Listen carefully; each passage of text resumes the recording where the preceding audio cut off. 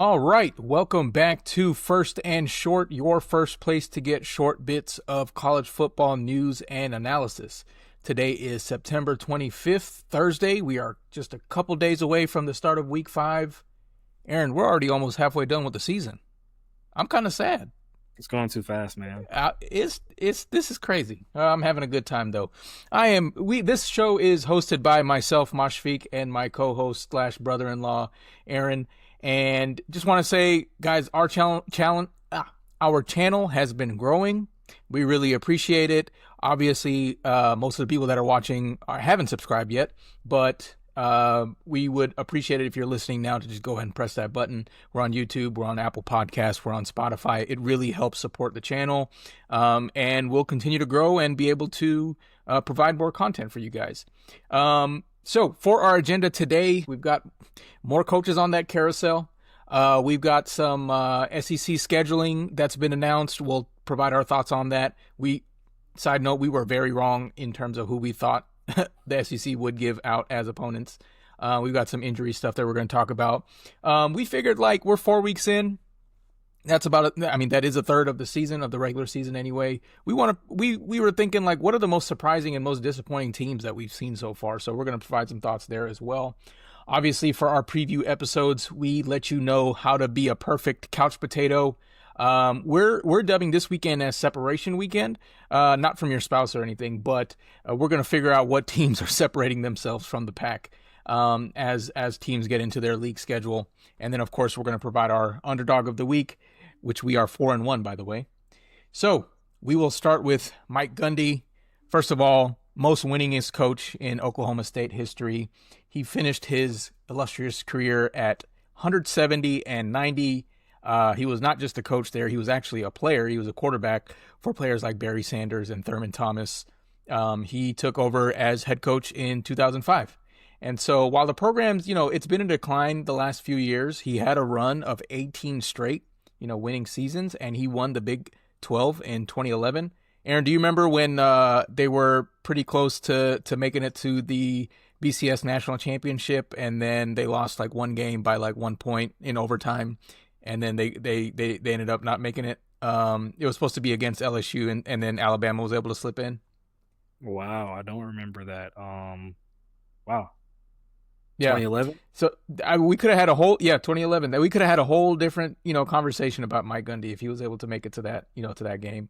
What's surprising to me is how steep the decline was as a program. Although the more as I was writing this piece, the more I thought about it, it aligned almost perfectly with the decline aligned perfectly with Jim Knowles leaving for a different OSU. In this case Ohio State. He won the Big 12 Coach of the Year in 2023, and then in 2024 he didn't win a single conference game. And so, of course, he started this season 1-2 with the final nail in the coffin being losing to Tulsa at home. So, the coaching carousel continues, like I said, with the man who built the Oklahoma State Cowboys football program into what it is today. This is the man who gave us the famous quote, "I'm a man, I'm 40." He was actually fired the day after the 18th anniversary of that quote. So that's another coach scratched off our hot seat list. Aaron, did you want to provide any thoughts on, who can possibly replace him? Sure. So, the name we've been hearing the most probably is, Zach Robinson. He's the current offensive coordinator for the Atlanta Falcons. He's a former Oklahoma State quarterback, and he also played under Mike Gundy himself. So the appeal is here, with the emotional connection. He's a homegrown guy, and, they're hoping maybe if they choose him, he can lead his alma mater back to glory. For that being said, he's the Falcons offensive coordinator. What are your thoughts on that? That's exactly what I was about to say. The other guy I've been hearing is John Summerall, the head coach at Tulane. After this season, I'm sure even before many schools are going to be looking at him. Many schools will be an upgrade from Tulane, and I think Oklahoma State is definitely one of them. So, if I had to guess, that would probably be one of the guys I would throw my hat into. Yeah, not a bad candidate at all. Yeah, I agree. He's got Tulane humming right now. Mm-hmm. They're What always else on the are we big. hearing around? What else are we hearing around the league, Aaron? Around the league, breaking news pretty much this week. John Mateer, right? He had some Literally issues breaking with his news. hand. Yeah, breaking. And he's having hand surgery, right? And Yeah. so the timeline on that in the upcoming schedule. So he's expected to at least miss, I think, a month. Yeah. And so the next 4 games that we see right here on the schedule, so they got Kent State, then they got the Red River Rivalry, big game. Then they go to South Carolina, and then they have Ole Miss. So you're almost in the heart of your schedule in conference play. You got 3 conference games. So, I mean, the question there is, who's going to be the quarterback to replace this guy who's, was in his groove and his rhythm, Yeah.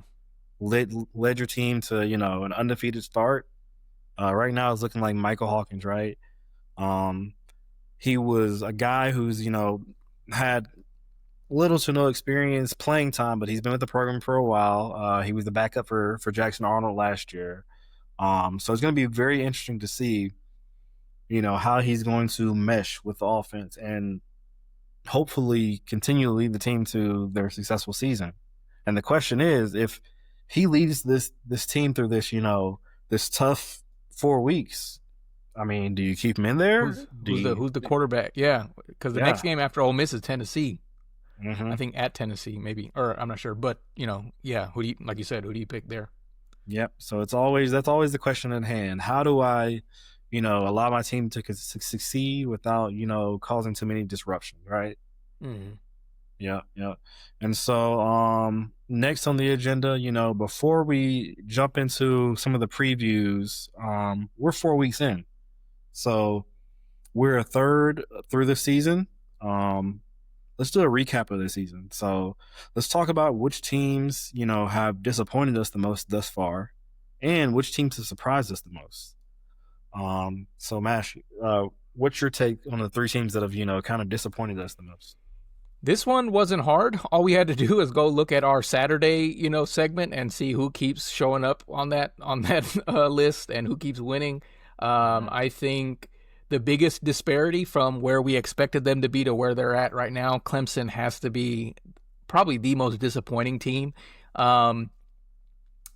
Yeah, they just you a lot of times you hear like teams have so much potential because of like who they brought back and how much continuity the team has, but it's like if everybody on that team was the problem and you brought them all back, then why you don't magically just get better. And I think that's a lot of the situation with Clemson.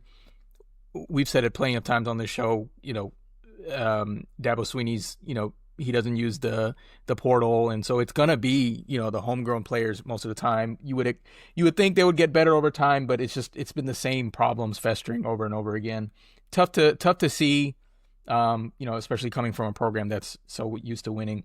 I think Florida is another team that's on this disappointing list, just because of DJ Lagway, the potential he has. You want to see a young man with that much potential have the right people around him, coaching, players, personnel, and that just hasn't happened. And a lot of that can be pointed at the head coach not providing the team the right offensive kind of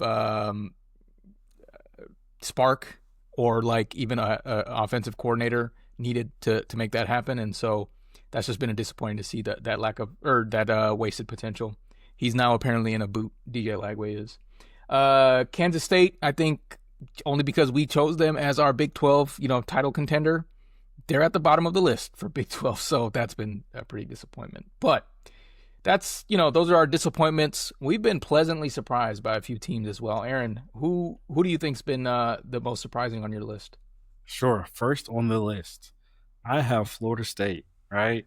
They were a team we completely wrote off in week 1, and they came and they made a statement win against, an Alabama team who, we just thought was gonna crush Win the them. Natty, right? Exactly, right. And they've continued to show their dominance, undefeated, showing that they're a clear favorite to win the ACC and a clear favorite to make the college football playoffs. So Mm-hmm. I really like what I'm seeing from that team and the offense production with quarterback Tommy Castellanos. I mean, they're really showing a lot and cooling down the seat of the head coach, Yeah, Mike Norvell's got some time Mike now. Norvell, right? Exactly. Next on the list, right? We got Tennessee. Tennessee has, shown that they are a team that can compete with anybody, and they really have played well enough to still be undefeated right now. Yeah. Yeah. That's not, it's not how the cookie crumbled in their last game, but they're showing that, hey, we're still here, we're still dominant, and we deserve a spot, one of those 3 or 4 teams that can be in the playoffs this year. So pleasantly Yeah. surprised by their offensive production, pleasantly surprised how well they've molded their offense and replaced Nico like he wasn't an impact or a factor at all last year, right? Right. Yeah. And then lastly on the list, Indiana. For me personally, I thought this was a team that was just going to have, that 1 year of luck making the college football playoffs, and then riding off the into the hype will sunset. go away. Going to write them off. But hey, they're showing they're still dominant. They had a game that was supposed to be a competitive one, and they just shot Illinois out of the water last week. So, my Mendoza question, has the best odds to win the Heisman now. really, The quarterback for Indiana. yeah, he had like what 8? Was it 8 touchdowns or? It was something like that. They went 8 Well, for 8. They he almost may had like have had 600. 5, and then Something the like team. that. Yeah, the team. Right. But yeah, I mean, he deserves it if they continue this offensive production and they continue to be dominant. I mean, hey, that's another team we will see that we didn't have on our radar to be right back into the thick of this, bracket competition. Yeah. So the last thing we wanted to cover from a news perspective, so the SEC, they released their schedules for the next 4 years.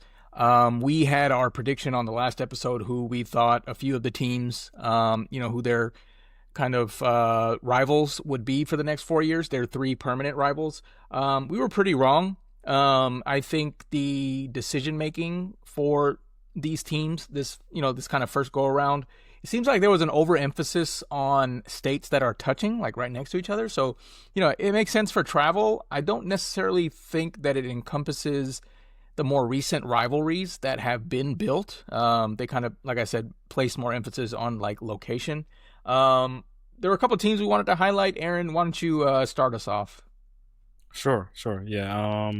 So Texas A&M is one of the first ones I'm seeing. They got this one right. LSU, Missouri, Texas. For the most part. I like that. Yeah, I like that one. Yes, they all touch. Obviously, Texas A. A lot of people, move in between Texas and LSU, so I could see there being a good like rivalry there. Missouri, Texas A&M and Missouri, they joined the SEC at the same time. I feel like they should, be natural rivals there. And then of course Texas A&M. That's they hate each other. I know that for a fact. So that's a good one. Yep. And then I know for Georgia, the 3 teams that they have on their schedule, so they got Florida, Auburn, and South Carolina. But a good note that we have here is next year they have to travel to Alabama and Ole Miss on the road again. So, hey, Hey, this TV money, man, I'm tired of it. showdowns. LSU. So they got Arkansas, Ole Miss, and Texas A&M. We were very off with who they thought they were going to play and keep on their schedule. Guess we underestimated the importance of the Magnolia Bowl. Yeah, and that's on me. That's on me for being for assuming the Magnolia Bowl is not super important. Yep. At Alabama, the 3 teams they chose are Auburn, Mississippi State, and Tennessee. So my biggest thing when I first saw that is LSU. What's going on? Like, Yeah, I would over Mississippi State. Yeah, that's where the whole location thing kind of started sticking out to me. uh Yeah, Alabama and LSU or Louisiana technically don't touch, I guess, but that's a much bigger rivalry than Alabama Mississippi State. But I think from a fairness of competition perspective, I get it. Yep. Then lastly, we got Texas, and they're playing Arkansas, Oklahoma, Texas A&M. I kind of see that same thing that you're talking about. It's all kind of regionally close games. If there were sides to the SEC, those would all be West teams, right? Yeah. So pretty much makes sense. Gotcha. Yep. Yeah, so those are a few of the teams we wanted to highlight. provide our thoughts on that. Let's go ahead and move into the weekend. What are we going to see for week 5? So Mhm. we got a game starting Friday evening, actually. So 7 p.m., number 8, Florida State, they go up to Virginia. Did not know this stuff, all right? Listen to this. Two high-flying offenses, right? Florida State is number 1 in the ACC. They got 58 points per game. Virginia is number 2. They have 45.5 points per game. The defense for Florida State is also number 1. They're only giving up 10 points a game. And Virginia is number 8, 19.5 points per game. Wow. We're not giving like official picks for this one, but I think Florida State's got this one in the bag. Friday at 9 p.m., we got number 24 TCU and Arizona State. Y'all know about my boy Josh Hoover. He's ranked 6th in yards in FBS, so he is cooking right now. Arizona State is ranked 97th against the pass. Again, we're not giving official picks. I think that's the deal breaker right there. I'm going to take TCU. We might touch on them in the underdog section, so stay tuned. Mhm. All right, that's pretty much it for Friday that we want to highlight. What do we got on Saturday? Okay, Saturday I've got Absolute Cinema starting at noon, right? Nice. So noon you got number 22 Notre Dame. They're going to Arkansas. So Notre Dame's they're starting to get their footing after the 0-2 start, right? But this isn't a game I wouldn't take lightly at all. Arkansas, even though they've struggled, had 2 losses, I think it's going to be competitive. Also Saturday at noon, you have USC playing in Illinois, both ranked in the top 25. Illinois, they got cooked by Indiana last week. USC, you think of Lincoln Riley, you think of an air raid, right? But their team is pretty balanced on offense as well. So, a lot of running backs with a lot of touchdowns, more than passing touchdowns, actually. So, unless USC, unless their defense is a liability this weekend, unofficially, I'm going to take USC to win this game as well. Yep. Then moving later on Saturday, we're going to do a deep dive a little bit later, but we got number 4 LSU at number 13 Ole Miss, the Magnolia Bowl. We got Auburn at number 9 Texas A&M. We've got number 1 team Ohio State making a trip up to Seattle to play Washington. We got number 15 Tennessee. This is at 4:15. Tennessee playing Mississippi State. Saturday, we're getting into the evening now. Arizona will be at number 14 Iowa State. At 7:30, we got number 6 Oregon at number 3 Penn State. That'll be another one of our deep dives. And then, Aaron, I don't know if I told you this, but I'm actually going to the UGA Alabama game, but that's at 7:30. So number 17 Alabama at number 5 Georgia. We'll do a deep dive on that one. And then we got 7:45 Kentucky at South Carolina. So we'll get started with a couple of these deep dives. I think we'll start with the LSU game. Aaron, why don't you give us your thoughts there? Absolutely, the Magnolia Bowl, right? I was looking at the point spread right now. I think Ole Miss is a 1.5 point favorite, so there's not a clear favorite right now. Both teams are ranked in the top 15. Again, my key word for the week as we dive into these matchups: separation. Both teams are undefeated coming into conference play. This game honestly feels like it could swing on a single turnover or red zone stop. LSU's defense is elite, but Ole Miss has, the firepower to test it. If Chambliss, the quarterback for Ole Miss, if he can keep his composure and DeJuan Lacey gets going, the Rebels could pull off a win at home. Last year, this game was decided by 3 points in overtime. So again, we got 2 teams competing, being competitive. Somebody's got to separate. LSU. So I really, really like their defense. They're allowing just 64 yards rushing per game, ranking top 10 nationally. That's no accident. You got Whit Weeks, right? Linebacker for LSU, who I've actually searched this up when I saw it, is dating Lane Kiffin's daughter. So the tweets have been crazy. Yeah, tweets have been crazy. The lore has been crazy. He's got his brother Wes Weeks, running sideline to sideline, really controlling the field, right? And then you got Damian Shanklin on the edge. He's rushing. He's getting multiple sacks. He's been clutch and collapsing the pocket, right? Ole Miss, they thrive on tempo and those chunk plays, but LSU's ability to control the line of scrimmage and force those third and long situations could honestly flip the script. Uh, if they can keep Kawan Lacey from getting downhill and making Chambliss beat them through the air under pressure, LSU's defense might be the difference maker in Oxford. On the offensive side of the ball for LSU, this game, this team is a high performance engine that hasn't quite hit its top gear yet, but when it does, it's dangerous. So Garrett Nussmeier, he's the centerpiece of the offense. He's a quarterback, with NFL arm talent and a knack for threading those tight windows. I mean, he's already nearly, passed for 1,000 yards through 4 games. So he's got chemistry with some of his receivers. Got some brewing with the wide receiver Aaron Anderson, who's quietly become the Tigers' most reliable receiver this year. Even if the touchdowns haven't followed yet. But the real key this week is, in my opinion, Caden Durham.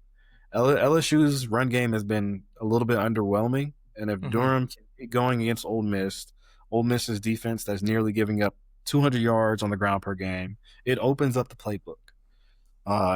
LSU doesn't need to be too flashy. They need to be efficient. They need to be balanced and ruthless in the red zone. If they find that rhythm, it'll be tough to stop in Oxford. On the other hand, you have Ole Miss. So Ole Miss comes into this matchup, with a split personality. They're very explosive on offense, but they're very vulnerable on defense. So let's start with the fireworks. Again, I mentioned the quarterback, Trinidad Chambliss. He's a transfer from a D2 school, and he turned into an SEC sensation so far. He's thrown for almost 1,700 yards and rushed for 200 more. So he's a dual threat guy. He hasn't turned the ball over once. Pairing him with Kawan Lacey, the guy we mentioned earlier in one of our episodes, I think he's one of the freshmen that are high impact this year, right? He gives Lane Kiffin's backfield something that can stress LSU's linebackers in space. But defensively, that's where the Rebels have question. They're giving up, again, those 200 yards rushing per game. It could be a long afternoon if they don't tighten up and make the adjustments early on this. They got some injuries that are looming. Their top corner, DeAndre Prince, he's going to be out. And, Garrett Nussmeier, he might feast on that. They might target whoever's going to come in and replace him in that time. Yep. Ole Miss, their defense doesn't have to be perfect. They don't have to pitch a shutout. They just need to make a few timely stops and let their offense cook. So again, in summary, I'm going to say the keys to win this game for this one: LSU must establish the run and show their dominance there if they want to win. And the keys for Ole Miss, their quarterback and their offense has to stay turnover free, and they have to exploit LSU's moderate and modest pass rush. From that synopsis and from that overview, Mash, who are you picking for this one? Oh, I go first, huh? Okay, let's see. I want to, LSU did look more. I did like them better after like that Clemson win, but Clemson has been a disappointing team, and so I don't know. You kind of have to discount LSU's performance so far this year. On the other hand, I understand Trinidad Chambliss. He came in for Austin Simmons after he got hurt. I understand his background, D2 transfer and all that sort of stuff, but he's been looking good. But I'm curious. I was looking up some stats here, but I don't think Trinidad Chambliss has seen. I always want to say Trinidad James. Trinidad Chambliss hasn't seen a defense like LSU's, and LSU has played whoever they've played, but I think Trinidad Chambliss won't be able to keep up with LSU. I think LSU will be able to overpower and especially take advantage of that inexperience. I've got LSU in this one. Well, gotcha. I'm gonna have to disagree with you there. LSU's offense, I've expected a lot more out of them this year. We've seen the glimpses of greatness, but I don't like the lack of scoring. When they played Florida, I believe it was last weekend. So I think Ole Miss is going to come prepared. They're probably going to have a sloppy defensive game, but I think it's going to end up being a shootout, and I think they're going to outscore LSU. So I'm going to Okay. pick Ole Miss in this one. Ole Miss in a shootout. Okay, I got you. Yeah. All right, so that is our picks. We're split decision there. We will move on to one of the 7:30 games. We got number 6 Oregon going up to Penn State, number 3 Penn State. So this game is, of course, a rematch of last season's Big Ten title game, which Oregon won 45-37 in their first year in the Big Ten. So, while that game was on a neutral field, this time Oregon has to travel up to Beaver Stadium, which is a different animal. I'm happy for the fans in Happy Valley. They finally get a whiteout game at night against a quality opponent. Typically based on their agreement with Fox's Big Nooner. They have to play those whiteout games like at 12 p.m., which I can imagine is pretty tough on the eyes. But in any case, the interesting dynamic that I am going to be trying to watch. I'm going to be at the Georgia game, so I guess I can't watch this one live. But I think the interesting dynamic in this game is going to be Dante Moore versus Drew Aller. Dante Moore, the transfer from UCLA to Oregon, he played a bit last year, but he's starting full-time now, and he's been looking great. He's been completing 75% of his passes, and he's already got 11 touchdowns to just 1 interception. Totally different play style than Drew Aller. Last time they played in their Big Ten game, Aller, he had 3 touchdowns, but also 2 interceptions. So right now this season, he's right under 65% completion. He's only got 4 touchdowns and 1 interception. They've got a different style of attack, Penn State does. The reason I think this will be interesting for both of these teams, both these quarterbacks, is because while both of these offenses are, humming on offense, they're both these teams are doing it in different ways. So, despite the disparity in statistics, between the quarterbacks, one is throwing it more, one is throwing it less, but their team is running it more. The statistics in team offenses and team defenses in terms of ranking and how they're doing from a stats perspective, they're actually pretty close. So, neither of these teams have been tested really for real this season. So it's a little hard to read into what these teams' strengths and weaknesses are for me. But you could also make the argument that because these teams have played a similar level of opponent, you could almost make an apples to apples, stats comparison. So, on offense, we'll start with offense. For Oregon, you got them scoring 48 points a game. And that's good enough to be in the top 10 in FBS. Penn State is actually not too far behind, 44 points a game. A few players that I want to highlight on the Oregon offense. We've already talked about Dante Moore, the quarterback. But, with Evan Stewart being out for the year, one of their star wide receivers, you got DeCorian Moore and Malik Benson stepping up. DeCorian Moore is actually a true freshman, and Malik Benson is a transfer from Florida State, and they've been stepping up in Stewart's absence in a great way. They're both the number 1 and the number 2 kind of receivers on this team.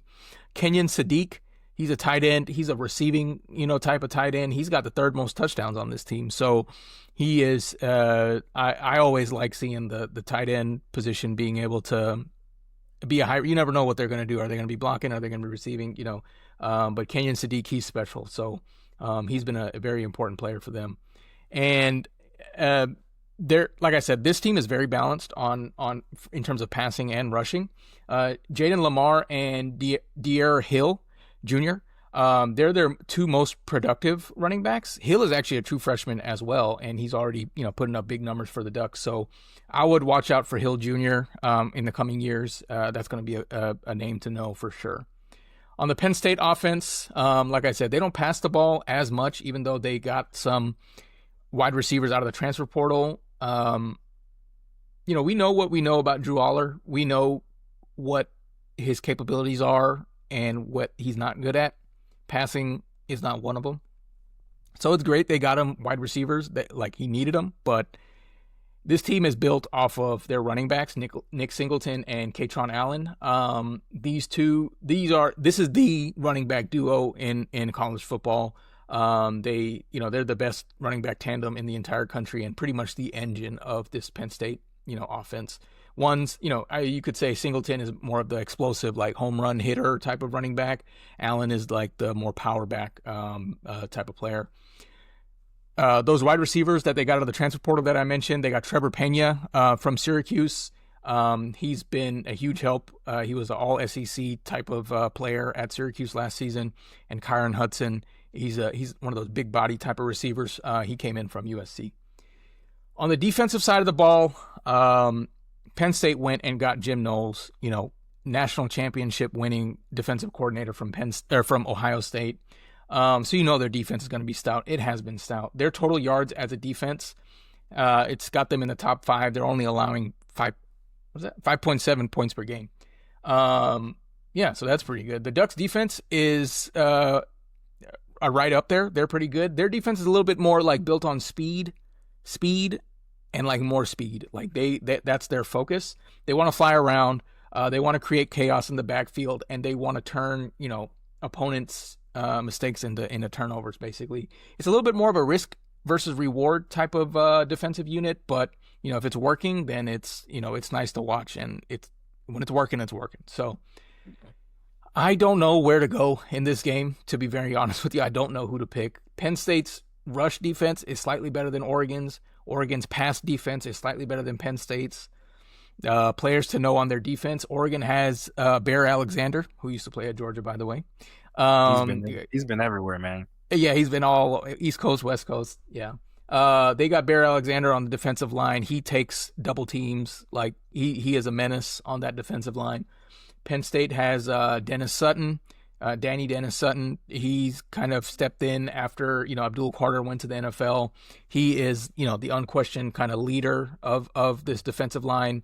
Dante Moore is the better passer. Penn State has the better rushing team. Like they're so well matched. I don't know where to go. I'm going to take the easy way out. It's a whiteout game at night. Penn State's at home. I'm going with them. Aaron, what do you think? I'm going to have to lean that way too. It's really hard to differentiate who's going to have the leverage. So I'm just going to go with the home team, no longer on the neutral site. I'm going with Penn State as well. Yeah. Nice. All right. Yep. What else we got left? So the last deep dive of the night, we got, 7:30, number 17, Alabama coming to number 5, Georgia. It's going to be a rematch from an exciting and electric game last year. But let's talk about it, one high-level statistic really quickly.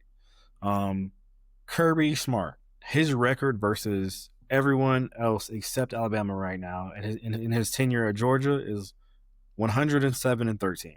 So that's outstanding, right? Unheard of almost sometimes. His record against Alabama is 1-6. So you see the disparity then. Georgia also has a 33-game home winning streak that's at risk. Yep. So, yeah. Go ahead. Yeah, I was going to say, like, obviously this is a rematch, but I wanted to kind of cover, what's different in this rematch, this year versus last year. Obviously teams change, but it seems like these teams are like way different than where they were last year, right? Transfer portal and stuff helps with that. But, I think what Alabama had last year, they had Jalen Milroe, who was a lot more elusive, and that's been UGA's kryptonite for the last few years now. They also had Ryan Williams, who was not really on the coach's radars like he is today. They've become better at passing, and Ryan Grubb, he's the offensive coordinator. He's followed Kalen DeBoer from Washington. What would you say is different about UGA this year, Aaron? Yeah. So they're much better on offense in the skill positions, but they have a lot of injuries and thinness in terms of depth on the offensive line. Yeah, that might come back to bite them. Obviously, earlier this year, we saw Alabama take a pretty, bad L earlier on against Florida State. UGA could have taken an L, but they didn't. But, with Alabama, what went wrong? And, what do you think? How can they fix that? Yeah, so ironically enough, the thing that was their callus that haunted them in game one was the dual mobile threat quarterback, Tommy Castellanos. He was a weakness for the Tide in game one. But with that being said, again, the L couldn't have come at a better time of the year. It was an early wake up call for the team. Yeah. Uh, they have not had a challenge that, you know, difficult yet since then, but I think they have made the adjustments, and it seems like the team is, woken up. They're averaging 50 points a game right now, outside of that Florida State game. So we'll we'll see what's to come this game. It's another test. Gunner Stockton is not as mobile, but Yeah. it's a much more competitive team. Yep. So Mash, from your perspective, uh who are some personnel or players that we should look for, in this game? Yeah. Yeah, Gunnar Stockton's definitely one of them. He'll be key for if Georgia wants to find some success. Before we get into some names, both teams are dealing with injuries. I mean, most teams are, right? Mhm. But some key names here on both sides. And key position groups. But it seems like Alabama is returning some guys that have been out for a while. We'll get to them in a bit. But obviously on Alabama side, you got Ty Simpson. He's been waiting for his turn for a long time. He's back in 2021, right? Former Elite 11 quarterback coming out of high school. Former 5-star. This guy has talent. He's just been buried in the depth chart a little bit. Jam Miller, he's one of the players that is making a return.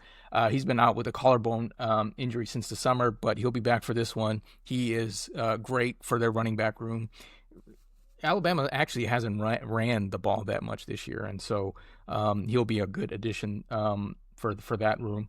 We know Ryan Williams. He's still perpetually 17, but he's special, and he'll be a difference maker again, I am sure.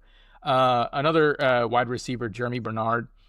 He's actually a senior transfer from Washington, and he's been reliable. He's an experienced receiver, and he's already got a great connection with Ty Simpson.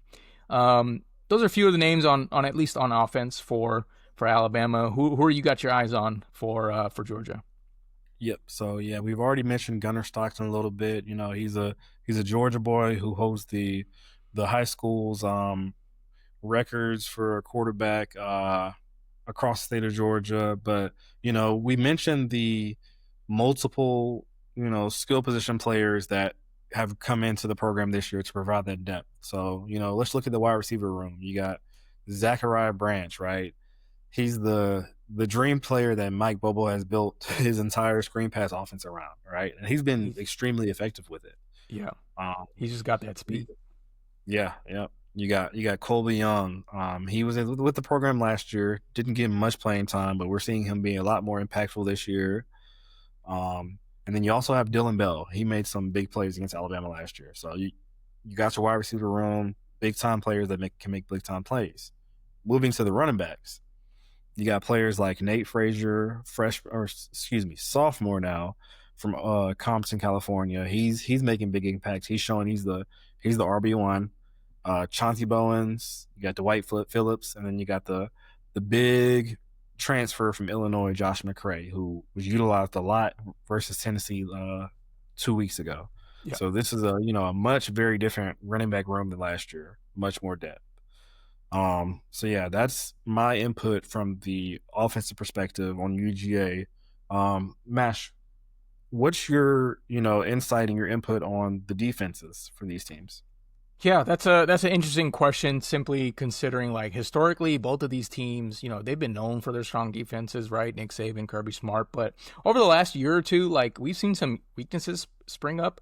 For UGA, I think this year the young secondary has been dealing with like the inexperience of playing with each other. Against Tennessee, they had 371 passing yards on them. Daniel Harris and Ellis Robinson, the two, they play corner. They struggled a lot on the one-on-one deep balls a lot earlier this year, and so. But this year they have been a lot better at stopping the run. That's been obviously an emphasis from a defensive standpoint. For Alabama, figuring out who they want to be on defense and like changing identities. That's kind of how I wanted to, describe that. but this, surprisingly enough, this year, a mobile quarterback is what got them in week one, which is what we talked about earlier. But that's kind of what I've seen on defense. I think you had some stats. How do these teams rank up against each other, or against in the nation, I guess? Sure, yeah. So in the nation, across the board, it looks like, Alabama is just statistically is better. So total defense, they're ranked seventh nationally, averaging 246 yards a game. Georgia's ranked 47th with a little bit over 350 yards a game. Rushing defense, Alabama's ranked 18th nationally with 99 yards per game. Georgia's a little bit higher at 23rd nationally with So 101.5 yards a so game. pretty close there. Pretty close there, right? Passing defense, this is the separator here. So Alabama's ranked third nationally with 147 yards.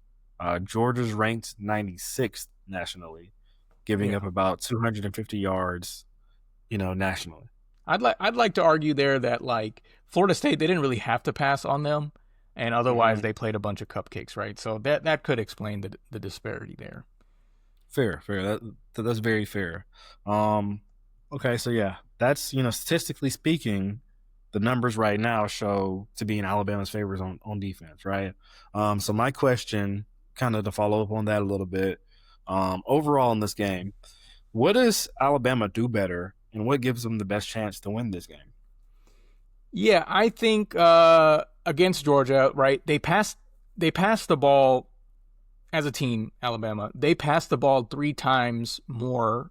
Like they have 3 times more yards passing than they do rushing, right? Mm-hmm. And against a struggling secondary like Georgia has, that's going to be key for them. That's going to get deadly, I think. Um, and I think they're highly efficient on offense, playing against a defense that just stats wise, they're playing against a defense that has a hard time getting to the quarterback. They're in the hundreds or something, like in terms of sack rate and all that sort of stuff. So that's why those are the keys for Alabama's possible success this weekend. What about you? What do you think? Yeah, one big thing or key thing for me is their health, right? So their players are getting healthy at the right time. This is one of the biggest games of the year for them. So, they don't have any injuries on the O line, which is on the latter end a big concern for the Dogs. So, Yeah. healthy team, your stars are ready to play. Mm-hmm. Yep. Okay, so looking at it from a different lens, what does Georgia do better, and what gives them the best chance to win this game?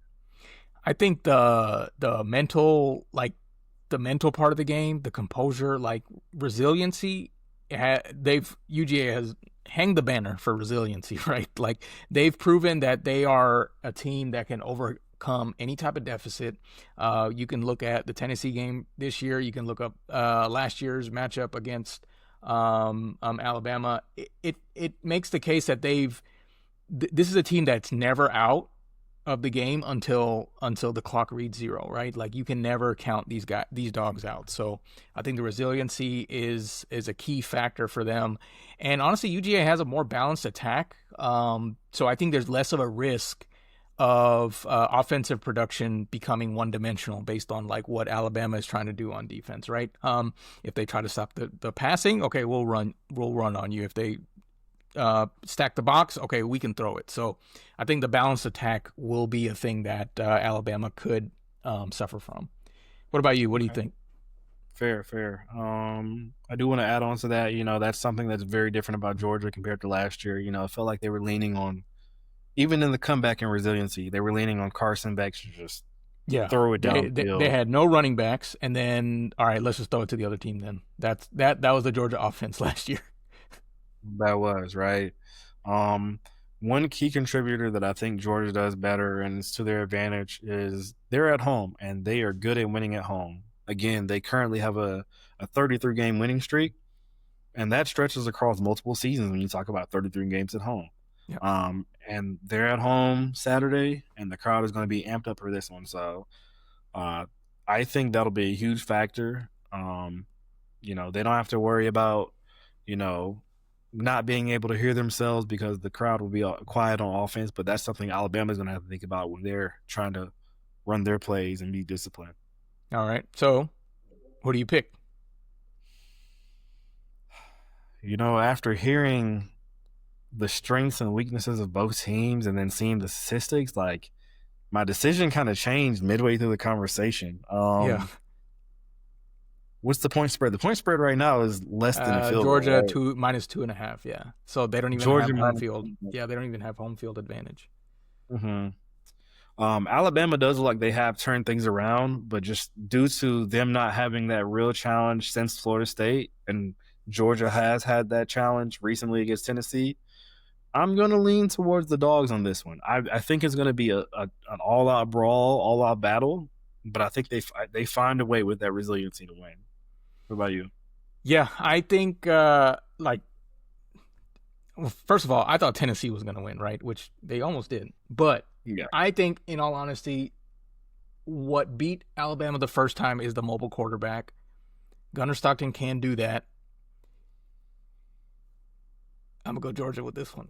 Yeah, I'm gonna go Georgia in a slight, less than 6 points, something like that, right? Like Alabama will absolutely have a time to win or have the chance to win, but it's gonna be me yelling from section 300 that causes a false start. Okay. Yeah. All right. We're dependent on you, man. But I got you. Unbiased, though. Unbiased. That was an unbiased thing. Unbiased. All right. So this episode's getting kind of long. Let's wrap things up. So we got we found one underdog of the week. By the way, we're 4-1. I picked TCU to win earlier. They actually are the underdog by 2.5 points against Arizona State. So that is our official pick. I think my boy Hoover is going to get the outright win there. So that is our episode for today. We will be back Sunday. Obviously, we're going to have our thoughts on week 5. We're going to see who had the Saturday. And, seems like we're getting a new coach fired every week. So we'll see who's on the carousel then. So appreciate you guys watching. Thank you for joining us once again. Like, subscribe, do all that good stuff. And we'll see you on Sunday. Thank you very much.